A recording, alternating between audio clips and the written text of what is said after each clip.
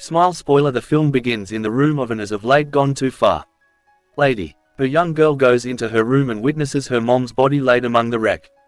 In the current day, the little girl, Rose Cotter, Sosie Bacon, is a specialist, approaching her day at work. She manages a hyper patient named Carl Jack Sochet. He constantly murmurs about individuals biting the dust, and that he will kick the bucket. Rose endeavors to comfort him, however Carl go on with his episode. Rose then, at that point, gets a require a meeting with a young lady, Laura Weaver, Caitlin Stasey. At the point when Rose meets her, Laura is troubled after a new occurrence where she saw her teacher club himself to death. From that point forward, Laura professes to have been seeing an abhorrent presence that appears as others. In the wake of getting some distance from Rose and thinking back, Laura starts overreacting and going crazy. Rose calls for help, however she thinks back to find that Laura has gotten a wrecked shard from a container and is presently blazing a disrupting smile.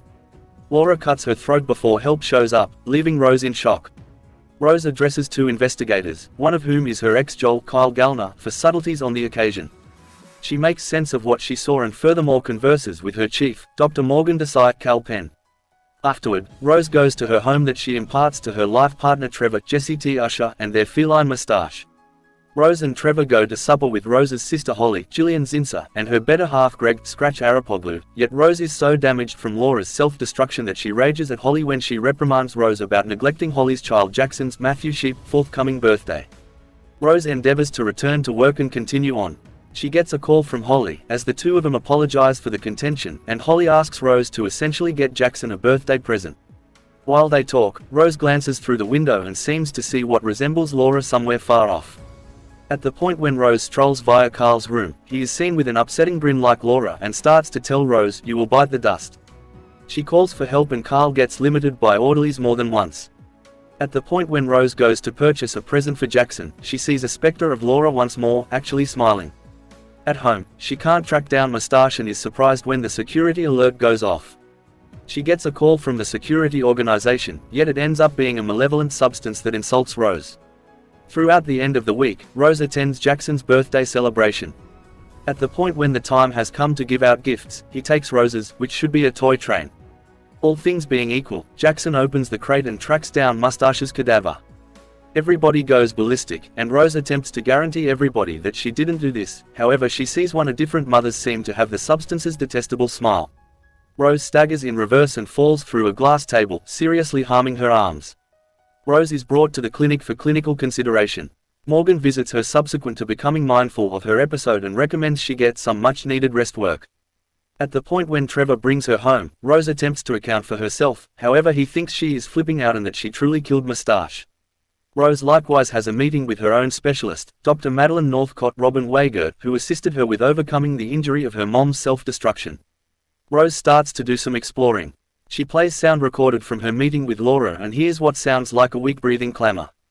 She additionally looks into Laura's teacher, Gabriel Munoz, Felix Melendez Jr., and tracks down his widow Victoria.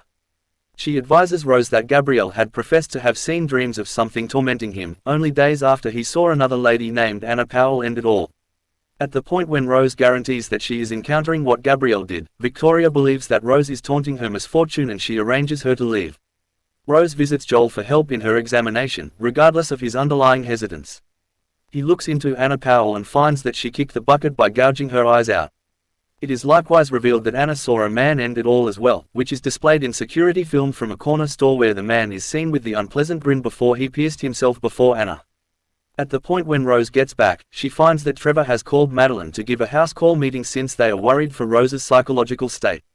Rose rages at Trevor, saying that he is more worried about how she will make him look, prompting her stomping out and parting ways with him. Rose additionally goes to visit Holly trying to account for herself about the birthday, however Holly won't pardon Rose and says that she is spiraling like their mum did. Rose fires back that Holly never endeavored to show up for their mum and that she needed to deal with her until the end. Rose returns to the vehicle and seems to see Holly stroll back to her, yet it is only the substance tormenting her. Joel accompanies Rose to a jail where she meets the last one standing of the revile, Robert Talley, Ransack Morgan. He tells Rose that the element locks itself onto individuals' injury and spreads itself to new casualties. Every one of the casualties saw a self-destruction, and they turned into the following casualties, so Robert killed somebody to keep the element from killing him. At the point when Rose lets him know that she can't kill anybody, Robert goes ballistic and imagines that Rose carried the substance with him, constraining him to be controlled. Rose returns home and has a go at conversing with Madeline, seeing her at home voluntarily. This ends up being the substance in camouflage, since Madeline calls her for genuine minutes after the fact. The element, as Madeline smiles at her and says Rose's opportunity is approaching. Dreading she must choose between limited options, Rose drives to her occupation with a blade. She goes into the structure and tracks down Carl's room, where she prods him into blowing a gasket. Morgan runs in and sees Rose wounding Carl over and again. He shouts and seems to remove his face, however this is only a horrible that Rose had after she dropped in her vehicle. She drives away when Morgan sees her, alongside the blade in her vehicle. Rose calls Joel and lets him know that she needs to confine herself to prevent the element from spreading to any other individual. She drives dependent upon her experience growing up home where her mum passed on.